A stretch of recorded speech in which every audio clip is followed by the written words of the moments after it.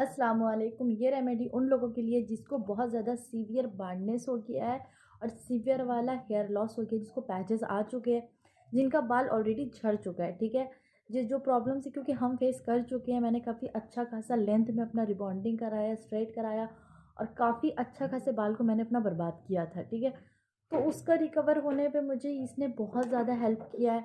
क्योंकि जो मेरे से साथ रिलेट करेंगे बहुत कोई जो रिबॉन्डिंग करा लेते हैं, करा, उनको बहुत ज़्यादा सीवियर प्रॉब्लम ये हो जाता है कि ऑयली स्कैल्प हो जाता है, बिल्कुल ऑयली हो जाता है। आप ऑयल नहीं यूज़ कर सकते। अगर आपने आज जैसे हेयर वॉश किया है, उसके बाद 1 से 2 दिन बाद अगर हेयर वॉश नहीं किया तो इचिंग स्टार्ट हो जाएगा, आपको दाने आने लगेंगे और बहुत ज़्यादा आपको मतलब ऑयल यूज़ करना, बहुत बहुत ज़्यादा ऑयली स्कैल्प हो जाएगा, बहुत ज़्यादा डैंड्रफ हो जाएगा और उस डैंड्रफ की वजह से आपका हेयर लॉस बहुत ज़्यादा हो जाता है। ठीक है, तो ये एक ऐसा चीज़ है, ये टोनर है क्योंकि ये ऑयल नहीं है इस पे, तो ये बहुत ज़्यादा हेल्प करता है इस प्रॉब्लम के लिए। ठीक है, और इस पे जो इंग्रेडिएंट्स है इसका गारंटी हम देते हैं, इससे आपको 99% 9 लोगों को हेयर लॉस तो बंद हो गई होगी और रीग्रोथ हो जाएगा।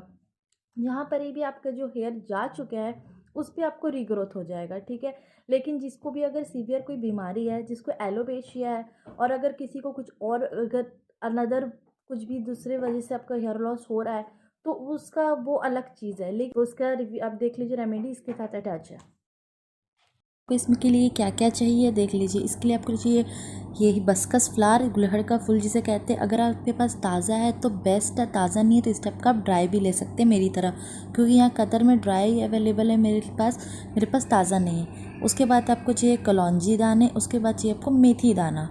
ठीक है, उसके बाद आपको चाहिए इन सब में सबसे ज़्यादा मेन जो है वो है धनिया के पत्ते, कोरिएंडर लीव्स। ठीक है, कोरिएंडर लीव्स आप स्किप नहीं कर सकते। बाकी आपका कुछ भी जो है वो एक आध चीज़ आप स्किप, अगर आपके पास अवेलेबल नहीं है तो आप स्किप कर सकते हैं, लेकिन आपको कोरिएंडर लीव सबको मस्ट है, ये सबसे मेन है। ठीक है, उसके बाद आपको पानी का क्वांटिटी कितना लेना है आप देख लीजिए। पानी का क्वांटिटी आपको हाफ़ लेना है, हाफ़ ही लेना है। हाफ़ क्वांटिटी मतलब जितना में आपका ये सारा चीज़ डिप हो जाए अच्छी तरीके से, आपको उतना ही लेना है। और वीडियो को पूरा देखिएगा क्योंकि आखिरी वीडियो में इसका यूज़ करने का तरीका भी मैंने बताया है, जो कि बहुत ज़्यादा ज़रूरी है कि किस तरह से आपको इसे यूज़ करना है। इसे अच्छी तरह से आप डिप कर लेना है। सोक मैंने उसे रात भर सोक होने के लिए रखा था। अगर आपके पास टाइम नहीं है तो 2 to 3 आवर्स के लिए आप इसको सोक होने के लिए रखें। ठीक है, और इसको अच्छे तरीके से, और ये ज़रूरी है। ठीक है, उसके बाद आप हम यहाँ पर दिखा रहे हैं मेरा ड्राई वाला।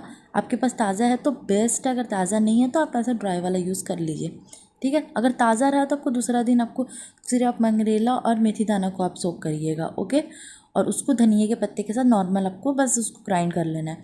तो इसमें आपको एक्स्ट्रा एक बूंद भी पानी नहीं डालना है। ठीक है, आपका जो सोक किया हुआ है आपको वही पानी आपको डालना है। ठीक, और सोक किया हुआ ज़्यादा जो भी रहेगा वो भी डाल देना है। ओके, उसके अच्छे तरह से आपको ग्राइंड कर लेना और एक मलमल के कपड़े में अच्छे तरीके से डाल के आपको स्टेन कर लेना है। ठीक है, मलमल का कपड़े या आपको जो भी स्टेनर है और छलनी है आप उससे कर लीजिए। ये ऑप्शनल है। ठीक है, रोज़मेरी एसेंशियल ऑयल अगर आपके पास अवेलेबल है तो आप डालिएगा, अगर आपके पास अवेलेबल नहीं है तो ये ज़रूरी नहीं, क्योंकि ये अपने आप में ही काफ़ी ज़्यादा इफेक्टिव है, इसकी ज़रूरत आपको नहीं है। क्योंकि ये मेरे पास अवेलेबल था तो मैंने ऐड किया, आपके पास नहीं है तो आप मत डालिएगा। उसके बाद अच्छे से आप इसको एक स्टोर कर लीजिए और फिर आपको आखिरी में बताती हूँ कि यूसेज कैसे है। मुझे ये अस्सलाम कन्वीनियंट है, वालेकुम। मैंने तो ये इस यूज़ हेयर किया। रीग्रोथ सीरम का इस्तेमाल करने का तरीका क्या है, ठीक है, इसकी यूसेज कैसे है। तो इसको यूज़ करने का तरीका ये है कि आप इसको पहले तो, क्योंकि मेरे को कन्वीनियंट होता है, मेरे को आसानी होता है इस टाइप का स्प्रे बॉटल से। ठीक है, 2 टाइप की स्प्रे बॉटल होते हैं, एक लॉन्ग वाला आता है, एक इस टाइप का आता है। इसका जो होता है नोज़ल इधर से क्या होता है कि इसको आप ना एडजस्ट कर सकते हो। ये बिल्कुल स्प्रे फॉर्म में भी आ सकता है, ये स्ट्रेट फॉर्म पे भी आ सकता है। ठीक है, तो इससे फ़ायदा क्या होता है कि जैसे रेगुलर यूज़ में मेरे को लेना रहता है सिर्फ स्कैल्प में, तो फिर हम इसका एडजस्ट कर लेते हैं। या फिर बिल्कुल स्प्रे टाइप चाहिए होता है क्योंकि जब कभी पूरे लेंथ पे लगाना होता है तो वो भी एडजस्ट हो जाता है। ठीक है, या फिर आप इसको नॉर्मल इस लिक्विड को आप किसी बॉटल पे ले लीजिए और उसमें ड्रॉपर से आप अपने पूरे स्कैल्प पे लगा सकते हैं। ड्रॉपर नहीं है तो आप कॉटन से भी लगा सकते हैं। ठीक है, तो इसके बेस्ट रिजल्ट के लिए आपको इसको यूज़ कैसे करना है। ठीक, इसके बेस्ट रिजल्ट के लिए आप सिर्फ 10 डेज़ पहले आप स्टार्ट करें, कम क्वान्टिटी पे बनाएं। और इसकी क्वान्टिटी आपको ज़्यादा बना के नहीं रखनी है, बिल्कुल भी। आपको बस इतनी ही क्वांटिटी बनानी है जिससे आपका ज़्यादा से ज़्यादा 5 to 6 डेज़ चल जाए। और इसको आपको फ्रीज़ पे रखना है। ठीक है, आपको इसको फ्रीज़ पे रखना है और ज़्यादा से ज़्यादा 5 to 6 डेज़ इसका आपको चल जाना चाहिए। ठीक, उसके बाद आपको इसको यूज़ कैसे करना है। आपको बेस्ट रिजल्ट के लिए आपको इसको रेगुलर यूज़ करना है। रात के वक्त सोते वक्त जो है आपको अपने स्कैल्प पे यूज़ करना है, ठीक है। आपको शैम्पू करने की ज़रूरत नहीं पड़ेगी, ठीक है। आप नॉर्मल रेंज कर लीजिए और जिस दिन आपको शैम्पू करना हो, जिस दिन भी आपको शैम्पू करना है तो इसको फुल लेंथ पे आप स्प्रे कर लीजिए।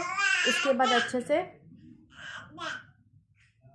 फुल लेंथ में स्प्रे करने के बाद आपको इसे छोड़ देना है थोड़ी देर और उसके बाद वॉश कर लेना है, ठीक है। और रेगुलर, लेकिन 10 डेज़ के लिए तो एटलीस्ट आपको रेगुलर अपने स्कैल्प पे लगा के हल्के हाथों से मसाज कर लेना है।